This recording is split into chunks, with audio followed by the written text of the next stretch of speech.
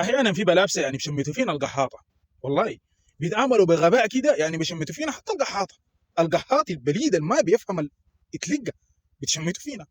يا اخوانا كلام ترامب ده واضح كويس. ما تقول لنا قال انه محمد بن سلمان شرح له، انت امسك في المفردات. هو ما قال اصلا محمد بن سلمان كلمني عن السودان، قال شرح لي مشكله السودان، وحتى بعد ذاك اتطرق لمساله الثقافه والتاريخ وكده. يا اخوانا الموضوع شرح. انت مثلا الليله في استاذ بجي بكون مؤلف يعني الشيت بتاع الماده، ممكن هو يعني خلاص الف الشيت ده، موضوع انتهى.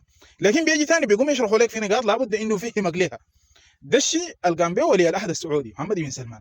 هنا نحن نقول ربنا يجزيه خير، ومع انه والله انا ما متوخي خير نهائي من ديل كويس، ما متوخي غير، والله كان تقولوا اي حاجه انا خير من ديل، والله ما نهائي ما راجع. والان شايفين مسانده بعض الاوباش من الشعب السعودي للاماراتيين في منصاتهم، ما هي قاعدين يفتحوا منصات وقاعدين يسخروا من الجيش السوداني، وانه بيقولوا انه اخوانجي.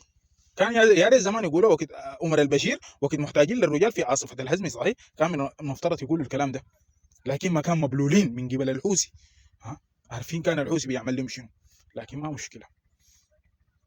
وتلك الايام نداولها بين الناس.